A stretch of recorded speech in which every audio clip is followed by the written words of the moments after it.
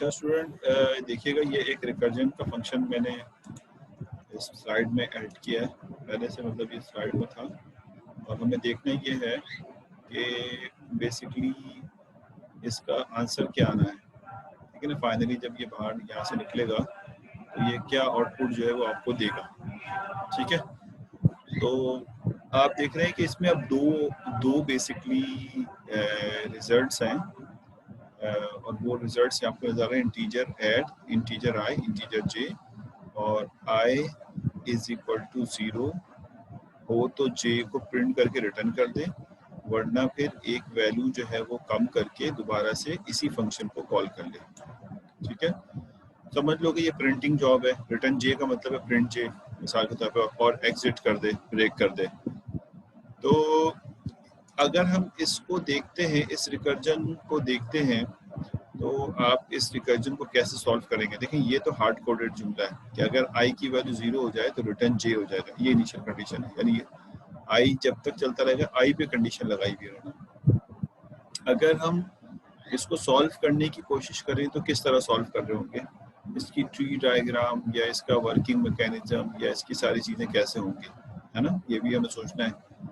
तो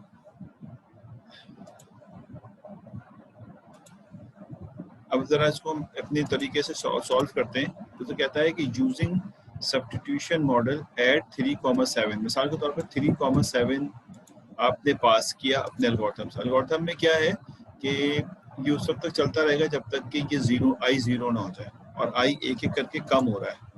तो आपने कहा कि देखें, पहले हम 3,7 को भेजेंगे, तो 3,7 का मतलब है कि यहाँ से 3 जाएगा, यहाँ से 7 जाएगा। फिर चेक करेगा कि i3 जो है वो एक्चुअल में i3 है, 3 0 के बराबर है। आप कहेंगे नहीं है, तो लिहाजा वो यहाँ पे आ जाएगा। यहाँ पे जब आएगा तो i की वैल्यू में एक कम करके 2 करेगा, j की वैल्यू में एक बढ़ा के जो है वो 8 कर देगा। तो देखिए वो हमारे पास 3 7 की जगह 2 8 आ जाएगा। फिर ये दोबारा से ऐड का ही फंक्शन कॉल होगा, ये वाला ऐड का फंक्शन, और इसमें i की वैल्यू 2 पास होगी और j की वैल्यू अब 8 पास होगी। यकीनन i जो है वो 0 के बराबर नहीं है, तो ये फेल हो जाएगा, और यहाँ से ये बेसिकली दोबारा ऐड का फंक्शन कॉल हो रहा है। दोबारा ऐड का फंक्शन कॉल होगा तो i 1 हो जाएगा और ये 9 हो जाएगा, और उसके बाद ये 0 हो जाएगा और ये 10 हो जाएगा। जब ये 0 हो जाएगा तो आप i को 0 लेके आएंगे तो ये यहाँ से रिटर्न करेगा j को। जे रिटर्न का बनने का मतलब है कि आपको आउटपुट पे जो फाइनल आंसर मिलेगा, इनका कोई आउटपुट नहीं दे रहा, इनको तो दोबारा कॉल कर रहा है। फाइनल आउटपुट पे जो आंसर मिलेगा वो आंसर होगा जो इस वक्त जे में मौजूद होगा, और जे में जो है वो 10 मौजूद था कॉल करते वक्त। तो कॉल करते वक्त 10 था, तो रिटर्न जो है वो आपको क्या मिल जाएगा, 10 आपको आंसर के तौर पर मिल जाएगा। तो ये एक रिकर्सिव बेसिकली प्रोसेस है जो हम यहाँ पे देख रहे हैं कि किस तरह से ये सिंप्लीफाई जो है वो किया जा रहा है और किस तरह सिंप्लीफाई जो है वो हो रहा है। लेकिन इसके पैरामीटर्स जो हैं वो 2 हैं, यानी एक जे पे डिपेंडेंट है और एक जो है वो आई पे जो है वो डिपेंडेंट है। ठीक है, इसी तरह से फिबोनाची सीरीज जो हम फैक्टोरियल प्रोग्राम जो बनाते हैं, फैक्टोरियल अगर आपने कभी देखा हो फैक्टोरियल का प्रोग्राम बनाते हुए, तो आप कहते हैं जो भी नंबर आप प्रोवाइड करते हैं, अभी हम इसकी ट्री भी बना सकते हैं, मुझे भी आइडिया नहीं है या जहन में नहीं आ रहा, लेकिन अगर हम इसकी ट्री बनाएं तो हम कह देंगे कि ये एक ऐड का प्रोग्राम है और इसमें से 2 फंक्शन पास हो रहे हैं, एक आई पास हो रहा है, ठीक है, और एक जे पास हो रहा है। अगर हम इसके अगर फंक्शन को बनाने की कोशिश करें, कहता है कि अगर ये उस वक्त तक चलेगा जब जो है वो आई जो है वो क्या हो, is equal to not is equal to 0 and, ठीक है, and I not less than 0। ठीक है, यानी कोई 0 से छोटा भी नहीं हो सकता और 0 भी नहीं हो सकता, यानी आपको बड़े नंबर देने हैं, 0 से बड़े नंबर कोई देंगे तो चलेगा ये। उसके बाद आप यहाँ पर बेसिकली ऐड का एक और फंक्शन जो है वो कॉल कर रहे हैं। जब आप इसके अंदर आ जाते हैं तो आप कहते हैं कि ऐड का एक फंक्शन कॉल कर लो, और ऐड का जो फंक्शन कॉल हो रहा है वो बेसिकली किस तरह से हो रहा है, हम एज्यूम करते हैं कि वो एक एलिमेंट i-1 कर रहा है और एक जो है वो j+1 कर रहा है। इस तरह से ये बेसिकली आउटपुट जो है वो शो कर रहा है। ठीक, ये बात समझ में आती है। और इस बेसिस पे हमें बताने ये है कि जब ये प्रोग्राम बाहर निकलेगा तो क्या रिजल्ट जनरेट होगा।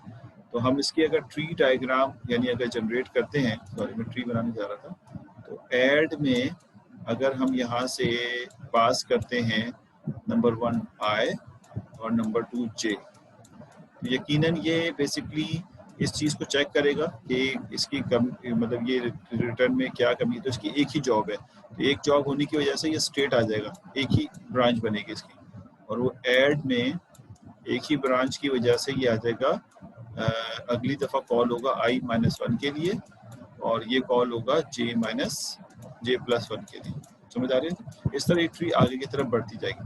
अगर हम किसी वैल्यू के लिए चलाते हैं, एक दफ़ा और चला लेते हैं, मेरे जहन से निकल गया था कि वैल्यू के लिए चला लेते हैं 3,7 के लिए जैसे इन्होंने चलाया था, तो अगली दफ़ा ये ऐड जो कॉल होगा वो ऐड अगली दफ़ा डेफिनेटली अगर हम ट्री को ट्रेस करें तो ये 2 हो जाएगा और ये कितना हो जाएगा यहाँ पे 8 हो जाएगा फॉर्मूले के मुताबिक। और अगर हम, क्योंकि रिकर्जन का रिलेशन बता रहा है हमें कि इस तरह करना है, और इसके बाद अगर आप मज़ीद इसको आगे बढ़ाएं तो ये कहेगा कि ऐड मज़ीद आगे की तरफ अगर बढ़ाएंगे तो ये 2 की जगह 1 हो जाएगा और ये 9 हो जाएगा। समझ आ रही?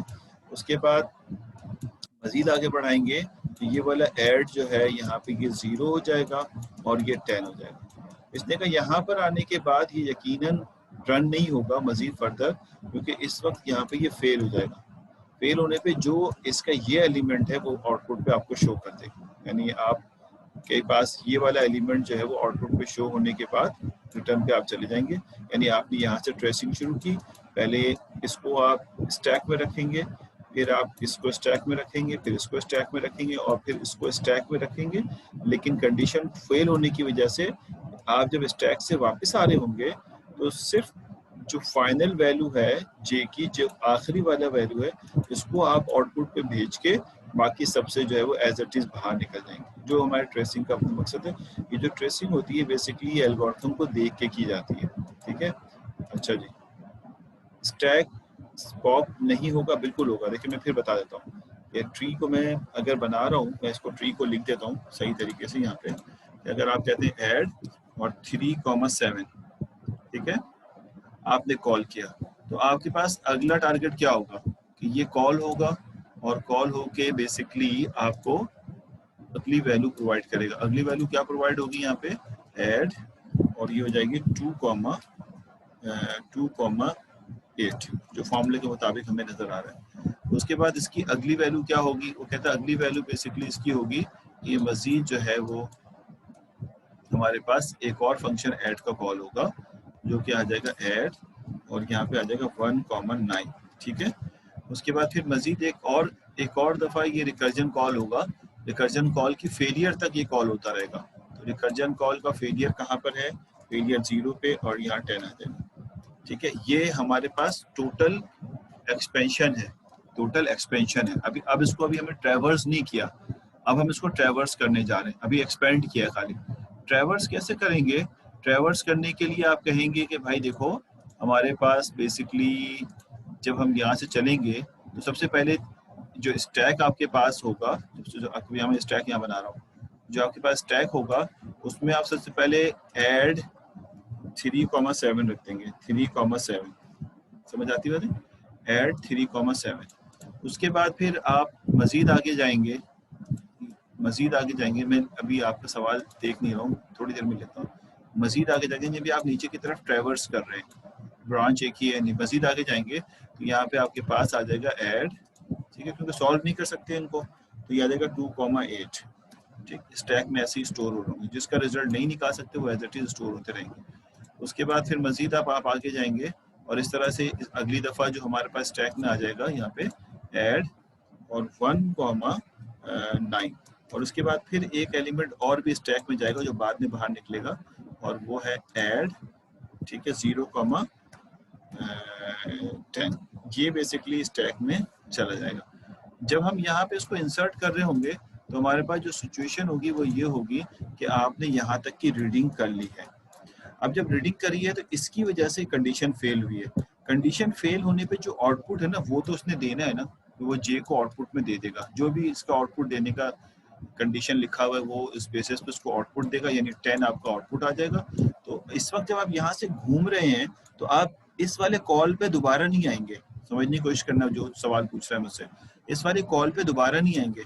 जब इस कॉल पे दोबारा नहीं आएंगे तो मैंने कहा था कि जब आप इसको ट्रैवर्स कर रहे होते हैं तो आप स्टैक में इसको इन कर रहे होते हैं, और जब वापस आ रहे होते हैं और उस पर दोबारा ना आने के चांसेस हों तो फिर वो बेसिकली स्टैक से रिमूव हो जाता है। ये स्टैक से रिमूव ज़रूर होगा और आउटपुट पे जो है वो 10 शो कर देगा, क्योंकि आउटपुट पे सारी वैल्यूज नहीं रिटर्न हो रही, सिर्फ वो वैल्यू रिटर्न हो रही है जिस पे आप फेलियर हुआ था आपका।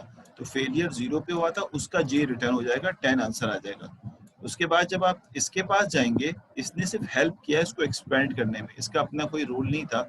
जब इसके पास आएंगे तो देखें जब आप यहाँ से पास हो रहे हैं तो टॉप ऑफ द स्टैक भी यही है, तो आप इसको बाहर निकाल देंगे क्योंकि आप इससे पास हो रहे हैं और इसमें अब कोई वापस आए इसके तरफ नहीं मूव करेंगे। फिर दोबारा ऊपर जाएंगे और यहाँ से इसको बाहर निकालेंगे क्योंकि इससे पास हो रहे हैं, और यहाँ से इसको बाहर निकालेंगे और ये बाहर। फाइनल आंसर क्या मिलेगा आपको? 10 आंसर मिलता है। This is called basically your, यानी अब आप ट्रेसिंग जो है वो सिंगल ब्रांच को कर रहे हैं। ये ट्रेसिंग यहाँ से जा रहे थे और यहाँ से आ रहे थे। क्लियर हो गई बात ये? अच्छा, सवाल में देख लेता हूँ, एक दो सवाल आए हुए। इसका स्टैक बना दे सर। बना दिया मैंने, स्टैक भी बना दिया और इसकी ट्रेसिंग भी कर दी। ठीक है हमार। और बहुत सारी इस जगह पे ऐसा होता है कि हमें स्टैक को, देखिए स्टैक तो खैर ज़रूर बनेगा, स्टैक कंपाइलर मेंटेन करता है। जो ट्री है ये मैं और आप समझने के लिए बनाते हैं, तो इसमें हम अपनी मर्जी से एडजस्टमेंट जो है वो कर रहे होते हैं कि किस तरह आप देखना चाहते हैं। कुछ लोग उसको 2 हिस्सों में डिवाइड करके बना देते हैं, तो वो तो हमें देखना है कि जैसे अभी अगला प्रोग्राम मैं आपको दिखाता हूँ, क्योंकि ये प्रोग्राम देखने का मतलब ये है कि जो इससे पहले वाले प्रोग्राम लिखवाए थे मैंने आपको, वो सिर्फ अंडरस्टैंडिंग के लिए थे। ये एक्चुअल प्रोग्राम है बेसिकली। जैसे आप अगर फैक्टोरियल का प्रोग्राम देखें तो फैक्टोरियल का प्रोग्राम विदाउट रिकर्जन भी लिख सकते हैं। हर प्रोग्राम को रिकर्जन और विदाउट रिकर्जन लिख सकते हैं। फैक्टोरियल का प्रोग्राम विदाउट रिकर्जन भी लिख सकते हैं, विद रिकर्जन भी। फैक्टोरियल होता क्या है सारे लोगों को शायद पता ही होगा कि if you need to find the 4 factorial, यानी अगर आप कहते हैं कि मुझे 4 फैक्टोरियल निकालना है, यानी मैं अगर 4 फैक्टोरियल निकालना चाहता हूँ तो आपको पता है इसका आंसर क्या होगा? 3 multiply by 4 multiply by 3 into 2 into 1, यही होगा ना फैक्टोरियल का प्रोग्राम। इस फैक्टोरियल के प्रोग्राम को लिखने के लिए आप बेसिकली क्या करेंगे? फैक्टोरियल के प्रोग्राम को लिखने के लिए आप क्या करेंगे? आप कहेंगे भाई देखो, जो नंबर आपको मिलेगा उसको लेके 1 की जरूरत नहीं होती, 2 तक ही 1 है, 1 तक इसको मल्टीप्लाई कर देंगे आप। तो ये एक लूप है बेसिकली, एक एक कम करके। तो रिलेशन क्या है? करंट वैल्यू जब भी होगी उसकी मल्टीप्लिकेशन एक प्रीवियस वैल्यू, फिर एक प्रीवियस वैल्यू, फिर एक प्रीवियस वैल्यू। तो आप कहते हैं इसका प्रोग्राम लिखना कोई मुश्किल काम नहीं है, मैं इसको बगैर बगैर रिकर्जन भी लिख सकता हूँ और रिकर्जन भी लिख सकता हूँ। तो बगैर रिकर्जन तो आपने लिखा ही होगा। तो फैक्टोरियल का प्रोग्राम अगर मैं लिखूँ तो ये फैक्टोरियल का एक प्रोग्राम जो है वो यहाँ पे लिखा हुआ है, और गालबन ये विदाउट रिकर्जन लिखा हुआ है, आपको ये नजर आ रहा होगा। हम लोग जो लिखते हैं बुक से वो बड़ी फॉर्मेलिटीज में लिखा जा रहा होता है। तो देखिए ये इसने कहा factorial is equal two factorial, और एन आपने पास किया। फैक्ट बेसिकली यहाँ जो अंदर लिखा हुआ है ये रिटर्न वैल्यू है, एन वो वैल्यू जिसका फैक्टोरियल निकालना है। कहता है अगर एन 0 दे दिया जाए तो सेट फैक्ट को 1 कर देते हैं एंड रिटर्न करते हैं। यानी अगर कोई नंबर 0 दे तो हमें पता है कि 0 का फैक्टोरियल जो है वो 1 होता है। और अगर सेट फैक्ट 1 दे दिया जाए तो आप कहते हैं, अच्छा उसके बाद आपने फैक्टोरियल का एक वेरिएबल, जो ये वेरिएबल है एफएसीटी फैक्ट जो है ना वेरिएबल है, उसको आपने 1 असाइन कर दिया, फिर रिपीट कर दिया k is equal to 1 to n, और इसको क्यूमुलेटिव मल्टीप्लाई करना शुरू कर दिया। देखिए k में जो यहाँ से आ रहा है k में पहले 1 होगा, 1 को फैक्ट से मल्टीप्लाई करेंगे जो 1 होगा तो फैक्ट में ही स्टोर हो जाएगा, यानी 1 को 1 से मल्टीप्लाई करेंगे तो इसी में स्टोर हो जाएगा। फिर k की वैल्यू 2 होगी, फिर 3 होगी, फिर 4 होगी, उस नंबर तक चलेगा जो नंबर आपने इनपुट दिया है। अब कुछ लोग सोचते हैं कि फैक्टोरियल तो बड़े से छोटे की तरफ जाता है। हमने कहा हाँ, आप अगर लूप चलाना चाहते हो तो n से लेकर 1 तक चला दें, बात एक ही है, 1 से लेकर n तक चला दें। हमें पता है कि n से शुरू करेंगे तो 1 तक चलाएंगे, और 1 से शुरू करेंगे तो n तक चलाएंगे। तो आप अगर रिवर्स ऑर्डर में चलाना चाहते हैं रिवर्स में चलाएं, फॉरवर्ड में चलाना चाहते हैं फॉरवर्ड में चलाएं, लेकिन ये आपस में क्यूमुलेटिव मल्टीप्लिकेशन हो रहा है, यानी पहला नंबर दूसरे से मल्टीप्लाई होगा, इन दोनों की मल्टीप्लिकेशन अगले वाले से मल्टीप्लाई। अब जरा देखें, 4 3 12 और 12 2 24, 24 1 24। आपने इस तरफ से चलाया 4 से, अगर मैं राइट डायरेक्शन से चलाता हूँ तो 1 into 2 2, 2 3 6, और 6 4 are 24, आंसर में कोई फर्क नहीं आएगा। तो इसलिए जरूरी नहीं कि बड़े से छोटे की तरफ चलाएं। तो यहाँ पर भी हमने जो है वो छोटे से बड़े की तरफ चला के, लेकिन कहाँ तक चलाना है, जहाँ तक का नंबर दिया जाए। तो ये बेसिकली एक नॉर्मल प्रोग्राम है जो विदाउट रिकर्जन जो है सॉल्व किया गया है। अगर आप अच्छा सवाल देख लेते हो, 4 सवाल आए हुए, ये एल्गो आप खुद करवा दें प्लीज। करवा दिया मैंने, अभी तो मैंने करवा दिया ना। ये 24 का मतलब समझ नहीं आया मुझे, ये सवाल जो आया था आपका। लेकिन ये जो सवाल अभी मुजम्मिल ने पूछा, ये मैंने सवाल मैंने फैक्टोरियल का प्रोग्राम मैंने समझा दिया। अब इसका मैं रिकर्सिव प्रोग्राम लिखने जा रहा हूँ। ठीक है सर, ये एल्गो आप खुद करवा दें, तो करवा दूंगा मैं। फैक्ट को एक असाइन किया तो पैरामीटर में क्या आएगा? फैक्ट में फैक्ट को 1 असाइन किया। देखो मैं तुम्हें एक बात बताऊं, इस प्रोग्राम की तरफ हम जाते हैं, फैक्टोरियल के प्रोग्राम की तरफ। आप समझने की कोशिश करना। सर इससे पहले वाले जो हैं वो नहीं चल रहे, recursion error, maximum recursion depth exceed in comparison. ये अच्छा मैं आपको कोड लिख के दिखा दूंगा, फिर चला दूंगा। अभी जरा मैं, ये तो तुम कोड की बात कर रहे हो ना, तो कोड में लिख के आपको चलवा के दिखा दूंगा। देख लेना कि रिकर्जन के लिए हमें कोई पैकेज तो नहीं इंक्लूड कराना, इंपोर्ट कराना होता है। तो वो मैं आपको करके अभी दिखा देता हूँ थोड़ी देर में। ठीक है, पहले मैं ये ज़रा कंप्लीट कर लूँ रिकर्जन आज का टॉपिक, उसके बाद फिर हम इंशाल्लाह कोड की तरफ भी जाते हैं, थोड़ा टाइम मिल जाता है। अच्छा जी, ये एरर आ रहा है, ठीक है कोई मसला नहीं है, कोड तो हम सही कर ही लेंगे, कोई इशू नहीं है। पहले आप इसकी कॉन्सेप्ट को क्लियर करें। ये वाला कॉन्सेप्ट विदाउट रिकर्जन तो समझ में आता है ना आपको। जब आप किसी में क्यूमुलेटिव मल्टीप्लिकेशन लेते हैं तो उस वेरिएबल को 1 के बराबर असाइन कर लेते हैं, और अगर क्यूमुलेटिव एडिशन लेते हैं तो उस वेरिएबल को 0 के बराबर असाइन कर लेते हैं, ताकि आपका क्यूमुलेटिव एडिशन और सब्ट्रैक्शन जो है वो सही चले।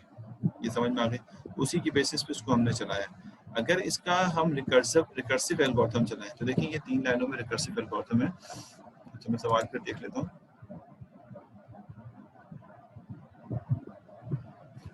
अच्छा अरसलान तुमने व्हाट्सएप पे भेज दिया है ना अपनी, तो मैं लगा दूंगा इंशाल्लाह। सही है सही, अरसलान नाम है। ठीक है अरसलान में लगा दूंगा। सर्दियों में लाइट का क्या इशू कर रहे हैं लोग, पूरा पूरा दिन लाइट नहीं होती है यहाँ पे। हमारे तो इलाके वाइज जा रही है, कल रफ़ाम में गई, फिर शमसी में गई, फिर अल्फला में गई, फिर हमारे यहाँ जा रही है, पूरे पूरे दिन ऐसे ही हो रहा है। सब तुम्हारा क्या मसला है? थोड़ी सी क्लास हो रह गई है।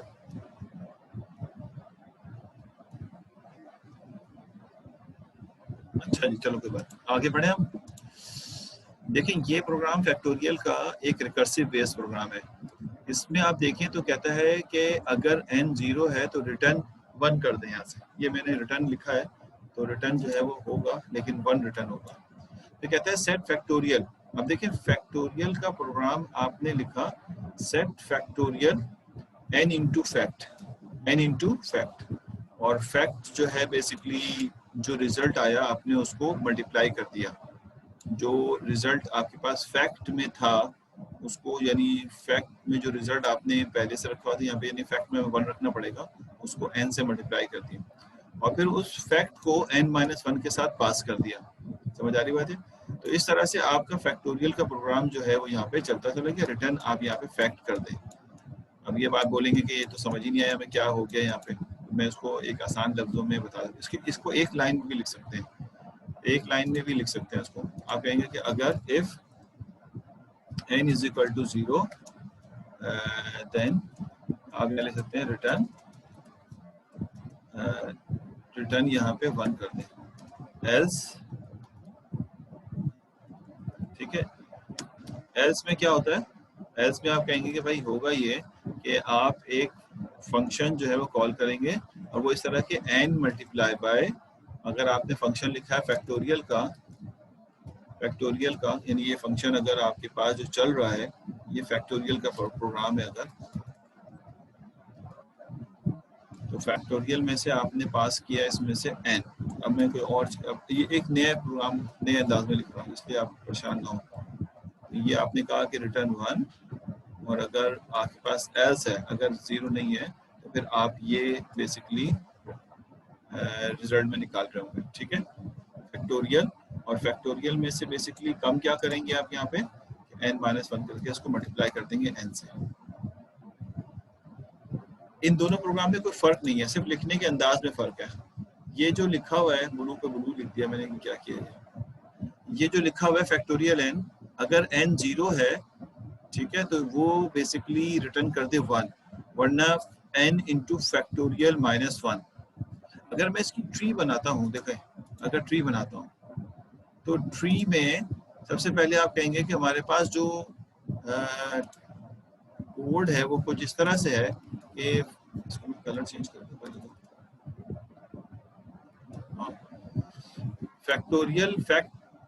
फैक्टोरियल के नाम, फैक्टोरियल को मैं बेसिकली फैक्टोरियल के नाम से प्रोग्राम है मेरा, उसमें से मैं अगर 4 पास करूं तो आपको सोच सकते हैं कि फैक्टोरियल के 4 में से पास करने पे मुझे क्या बेसिकली इसकी क्या जॉब्स हैं। ये तो कंडीशन है, जॉब ये है कि इसको एक कम करके दोबारा कॉल कर लिया जाए और इसके साथ मल्टीप्लिकेशन में वो एलिमेंट जो बेसिकली हमारे पास वो मल्टीप्लाई किए जाए। अगर मैं कुछ लोग उसको 3 हिस्सों में लिखते हैं, कुछ एक में लिखते हैं, यानी n मल्टीप्लाई बाय, n का मतलब है 4 मल्टीप्लाई बाय, समझ आ रहा बात है, 4 multiply by what, factorial of n-1 यानी 3। यानी अगर आप फैक्टोरियल 4 निकालना चाहते हैं तो आप 4 को 3 से मल्टीप्लाई तो करना चाहते हैं, लेकिन फैक्टोरियल 3 पहले आपके पास होना चाहिए। तो आप कहेंगे फैक्टोरियल 3 निकाल लेते हैं। तो फैक्टोरियल 3 निकालने के लिए if you are going to find the factorial 3, तो आप कहेंगे फैक्टोरियल 3 निकालने का मतलब ये है कि 3 मल्टीप्लाई बाय फैक्टोरियल ऑफ 2। समझ में आ रही बात है, फैक्टोरियल ऑफ 2। और अगर आप फैक्टोरियल 2 निकालना चाहते हैं, यानी मिसाल के तौर पे तो आप कहेंगे फैक्टोरियल 2 निकालना चाहते हैं तो वी नीड फैक्टोरियल 1। तो आप कहेंगे यहाँ पे मुझे बेसिकली सॉल्व करने के लिए 2 मल्टीप्लाई बाय फैक्टोरियल, और वो क्या है 1। ये बात समझ में आती है, फैक्टोरियल 1। और आप यहाँ पे इसको इनिशियल कंडीशन में वैसे तो आप दे सकते हैं, लेकिन आप फैक्टोरियल 1 निकालना चाहते हैं तो आप कह देंगे फैक्टोरियल 1, देखिए यहाँ पे लिख रहा हूँ मैं, फैक्टोरियल 1 निकालना चाहते हैं तो यू नीड बेसिकली फैक्टोरियल 1। तो आप लिखेंगे फैक्टोरियल 1 का आंसर होगा 1 मल्टीप्लाई बाय फैक्टोरियल 0। अब आप कहेंगे फैक्टोरियल 0 का जो रिटर्न है, देखो और से देखिएगा, यहाँ से अगर हम ट्रेसिंग करें तो मैं आपको ट्रेसिंग भी बताता हूँ स्टैक के अंदर। तो आप सबसे पहले क्या कर रहे होंगे, सबसे पहले यहाँ से फैक्टोरियल 4 कॉल करेंगे। फैक्टोरियल 4 के बेसिस पे फैक्टोरियल 4 को सॉल्व नहीं कर सकते तो आप कहेंगे, ये मैं पूरा नहीं लिख रहा, फैक्टोरियल में FSE लिख रहा हूँ, फैक्टोरियल ऑफ 4 आप स्टैक में रख देंगे। आप उसको कॉल नहीं कर सकते, आप नीचे की तरफ जा रहे हैं। फिर फैक्टोरियल 3 कॉल करेंगे, फैक्टोरियल 3 भी सॉल्व नहीं हो सकता, फैक्टोरियल 3 जो है वो भी स्टैक में चला जाएगा। फैक्टोरियल 3 के बाद फैक्टोरियल 2 भी नहीं आ सकता, तो फैक्टोरियल 2 जो है वो भी स्टैक में चला जाएगा, फैक्टोरियल 2, एंड फैक्टोरियल 1 भी स्टैक में चला जाएगा। और उसके बाद फैक्टोरियल 0, देखो फैक्टोरियल 1 जाएगा स्टैक में और फैक्टोरियल 0 भी स्टैक में जाता है, हर रिकर्सिव कॉल जाती है, लेकिन फैक्टोरियल 0 पे कंडीशन जो है वो रिटर्न 1 की है। तो और से देखिएगा, तो यहाँ से आपको 1 मिलेगा, इसका रिटर्न क्या मिलेगा, आपको 1 मिलेगा। 1 रिटर्न जो मिलेगा तो आपके पास अब वर्किंग शुरू हो जाएगी। अब आप कहेंगे कि मैंने सारी कॉल तो कर ली है, लेकिन सारी कॉल का जो पैरामीटर्स हैं, यानी जो पॉइंटर हैं, वो सारे के सारे, जैसे ही आप फैक्टोरियल 0 से पास ऑन करके आउट हो रहे होंगे तो आप फैक्टोरियल 0 को कट कर देंगे, लेकिन इसका आउटपुट आपको मिल जाएगा 1। ये 1 और ये 1 मल्टीप्लाई होके क्या आंसर देगा, ये 1 आंसर देगा। 1 आंसर जो आपके पास किसका आंसर आ रहा है, इस पूरे का। ये पूरा कब कॉल हुआ था, जो इसकी वजह से कॉल हुआ था। तो आपके पास इसका आंसर जो है, अब ये यहाँ से पास हो रहे होंगे, आप यहाँ से पास हो रहे होंगे तो आपके टॉप ऑफ द स्टैक देखें F1 होगा। आप कहेंगे इसको सॉल्व कर लो, सॉल्व करेंगे तो इसका आंसर 1 आ जाएगा। ये 1 और ये 2 आपस में मल्टीप्लाई होंगे तो 2 आ जाएगा। तो आप कहेंगे इसका आंसर 2 आ गया है, जो कि बेसिकली फैक्टोरियल 2 का आंसर है, लेकिन आप फैक्टोरियल 1 से पास होते जा रहे हैं तो इसको आप आंसर 2 देंगे। जब आप फैक्टोरियल 2 पे होंगे तो टॉप ऑफ द स्टैक भी फैक्टोरियल 2 होगा, देख लें आप। तो यहाँ से जब पास होंगे तो 2 3 6, यहाँ पे 6 आ जाएगा, तो ये 6 जो है इसको मिलेगा, और आप टॉप ऑफ द स्टैक भी जो है वो 3 पे होंगे। और इस तरह से जब आप 4 पे जाएंगे तो ये 6 4 24, 3 से पास होके 4 के पास आ रहे, 24 इसका आंसर आएगा। आप कहेंगे 24 जो है मुझे आंसर। इसको कुछ लोग 2-3 हिस्सों में डिवाइड करके भी बनाते हैं, 3 को अलग बनाते हैं, इसको अलग, तो वो ज़रा मुश्किल होता है समझाना, तो लिहाजा ये आसान तरीका है, इससे आप समझा सकते हैं। तो ये बेसिकली रिकर्सिव प्रोसेस के थ्रू आपने एक फैक्टोरियल को बेसिकली डिज़ाइन कर लिया और आपका आंसर जो है वो आंसर के तौर पे आपको मिल गया जो आप रिक्वायर्ड करते थे। सवालात देख लेता हूँ मैं। कहते हैं n(n-1), बिल्कुल सही है, ऐसे ही लिखना है। आप लोगों ने सही लिखा है और आप लोगों ने यकीनन फंडामेंटल्स में ये पढ़ा होगा। ठीक है, बात समझ आ रही है? इट्स वेरी इजी, आपको बस ट्रेसिंग करना आता हो कि किस तरह से फैक्टोरियल को, इन्होंने यहाँ पे समझाया भी है किस तरह से हम इसकी ट्री डायग्राम से ट्रेसिंग जो है वो करते हैं। फिबोनाची सीरीज भी हमारे पास है, टावर ऑफ हनाई भी है, लेकिन हम अभी इसको स्किप कर देते हैं। आप टावर ऑफ हनाई को इस स्लाइड से पढ़िएगा, मैंने आपको जो काम दूँ ना वो छोड़िएगा नहीं कि भाई आप भूल जाएं कि भाई नहीं पढ़ रहे। मैं इसको यहाँ पर रुकता हूँ। रिकर्जन का एक पार्ट हमने निपटा दिया है, अगली क्लास में हम रिकर्जन को तो नहीं लेकिन दूसरी टॉपिक पढ़ रहे होंगे। इस वक्त मैं आपको ले जा रहा हूँ जो हमारा टॉपिक रह गया था ना डेटा स्ट्रक्चर का, क्या नाम है उसका, एल्गोरिथम जो पढ़ना था हमें, वो पढ़ा देता हूँ। वो क्या है आपके पास लेक्चर, पॉलिश नोटेशन के एल्गोरिथम्स पढ़ने ना आपने, पॉलिश नोटेशन के एल्गोरिथम, कोई एक एल्गोरिथम पढ़ा देता हूँ, बाकी आपको समझ में आ जाएगा। अच्छा जी, इनफिक्स वाले नोटेशन पे चले जाते हैं ना। रिकर्जन हमने पढ़ लिया, ऑलमोस्ट समझा दिया है। अभी जो गूगल उसका मसला आ रहा है ना, वो मैं आपको समझाने की कोशिश करता हूँ कि रिकर्सिव कॉल किस तरह से हम कॉल करते हैं। एक मिनट देना मुझे, रिकर्सिव कॉल मैं ज़रा गूगल करके देख रहा हूँ। मैं इसको भी मैं भी चला के देख लूँगा तो पाइथन को चला लेंगे ना इसको।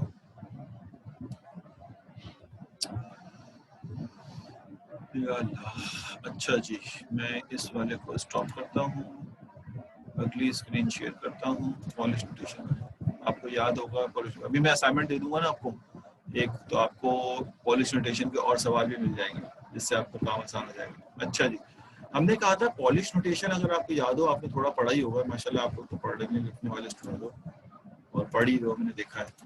तो पॉलिश नोटेशन यानी बेसिकली जब हम पॉलिश यानी पोस्ट फिक्स नोटेशन की बात करें, पोस्ट फिक्स नोटेशन, तो हम बेसिकली इसको अचीव करने के लिए 2 स्टेप में डिवाइड करते हैं। नंबर 1 कहते हैं कन्वर्जन और दूसरा स्टेप कहते हैं सॉल्यूशन।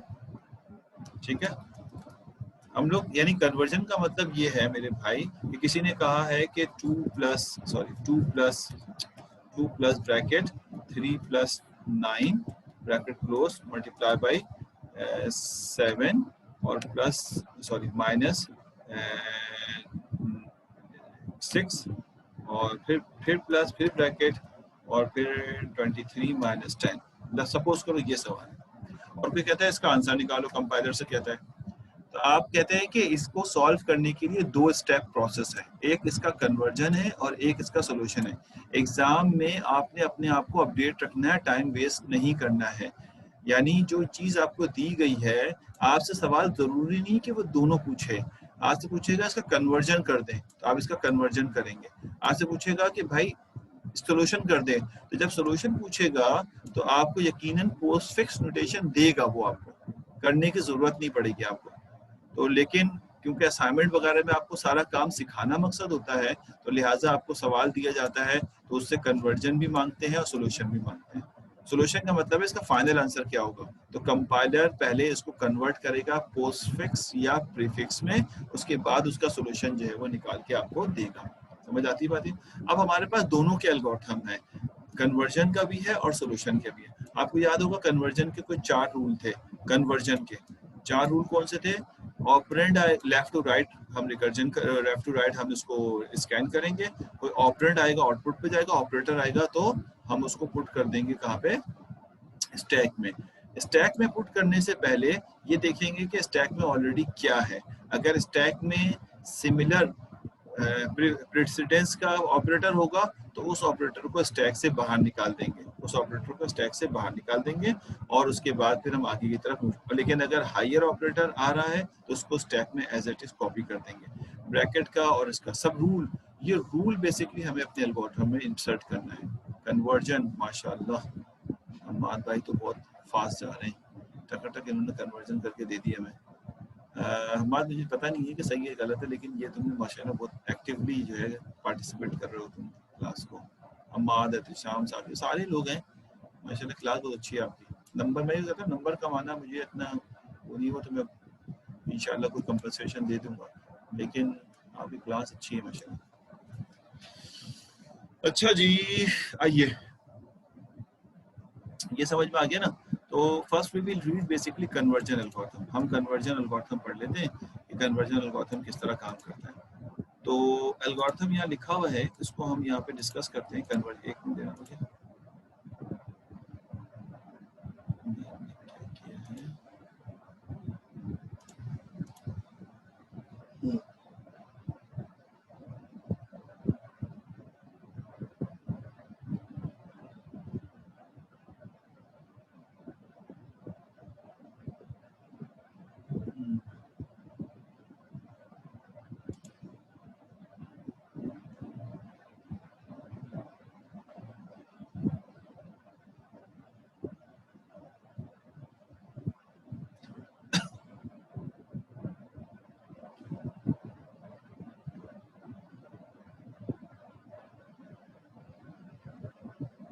ठीक है, वो तो मैं बता देता हूँ। अच्छा जी, आइए एल्गोरिथम की तरफ चलते हैं। ये आपके पास जो है वो पॉलिश नोटेशन का हमने ये पढ़ लिया था, स्टैक में समझा दिया था। ये इसका वर्बली नहीं इंग्लिश में लिखा हुआ एल्गोरिथम है, जो कि हम इनफिक्स को पोस्टफिक्स में कन्वर्ट कर रहे थे। थोड़ा सा एडवांस वर्जन में अगर हम जाएं, इससे थोड़ा सा एडवांस वर्जन, तो ये देखिए ये लिखा हुआ है एवेल्यूएशन ऑफ पोस्टफिक्स, यानी पोस्टफिक्स को सॉल्व कैसे किया। हमें सॉल्यूशन का नहीं चाहिए, पहले कन्वर्जन का चाहिए। तो उसने कहा transforming infix expression to post, ये वो है जो हम अभी पढ़ने जा रहे हैं। ठीक है, मुझे याद नहीं मैंने पढ़ाया था नहीं पढ़ाया था, आप लोग कह रहे नहीं पढ़ाया था, तो हम उसको, सॉरी स्क्रीन शेयर नहीं हो रही मेरे सामने ना, अब आ जाएगी स्क्रीन, हाँ मैं समझ गया, अब आ जाएगी स्क्रीन। ठीक है, तो हम बेसिकली स्क्रीन शेयरिंग पे अगर इसको स्टॉप करते हैं, इस वाले स्क्रीन को शेयर करते हैं,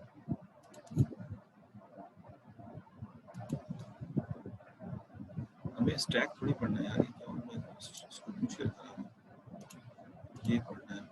हाँ, ये वो एल्गोरिथम है जो transforming expression into postfix to infix to postfix है। वो जो 4 या 5 रूल है ना, उसको ध्यान में रखना, बस उस बेसिस पे हम काम करेंगे।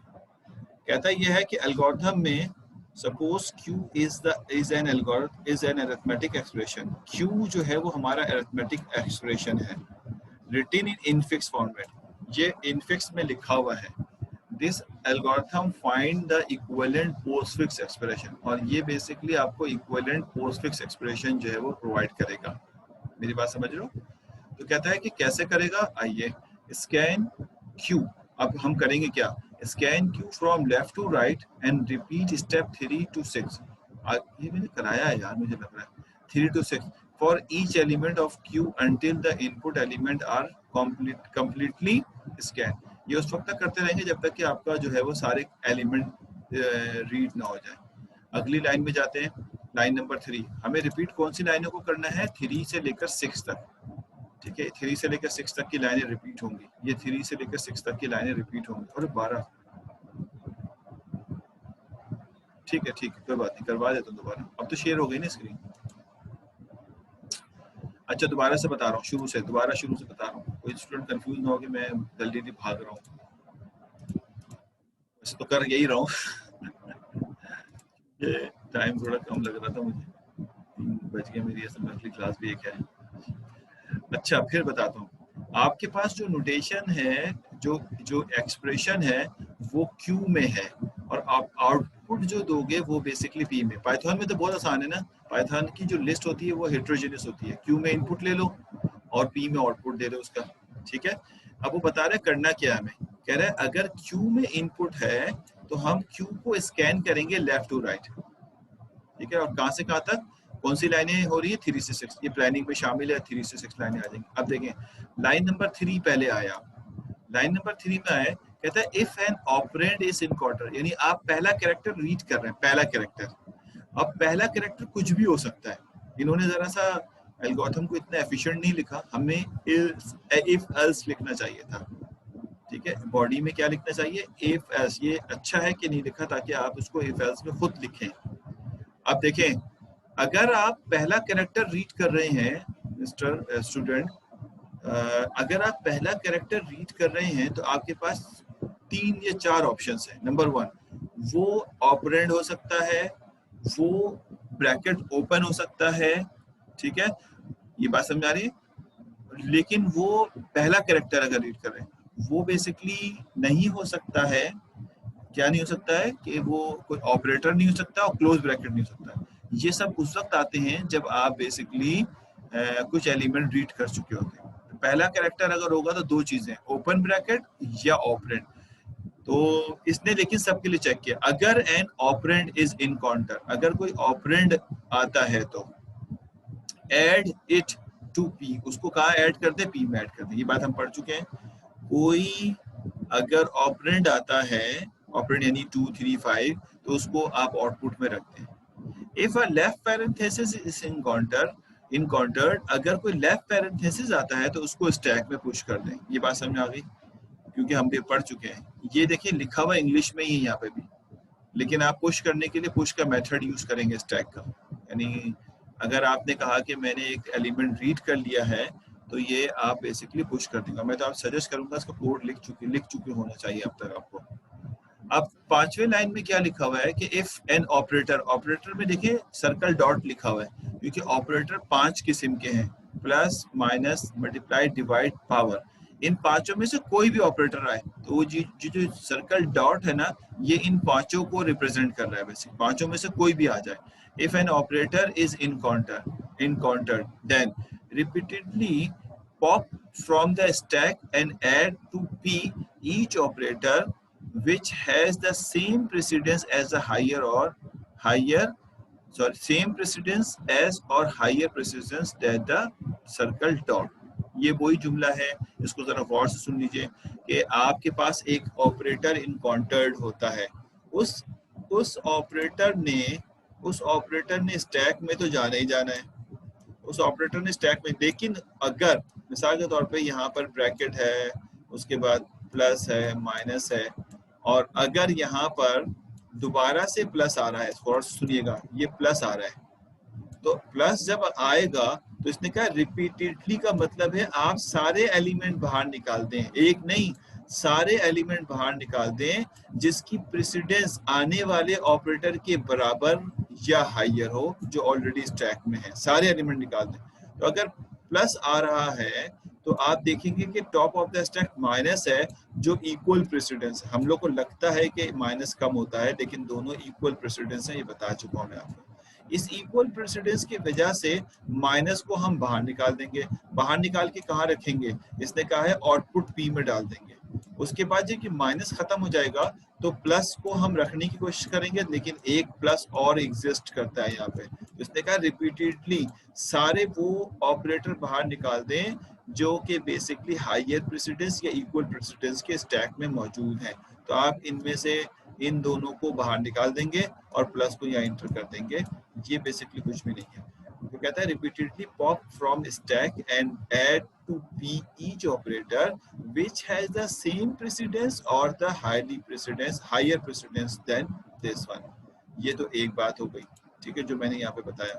उसके बाद कहता है पार्ट बी में ऐड, अगर जब सबको बाहर निकाल दें उसके बाद क्या करेंगे, उसके बाद प्लस को जो है वो स्टैक में पुश कर दें, ऐड कर दें। If right parenthesis is encounter, अगर राइट पैरेंथेसिस आ जाता है, repeatedly pop from the stack, सारे एलिमेंट स्टैक से बाहर निकाल दें।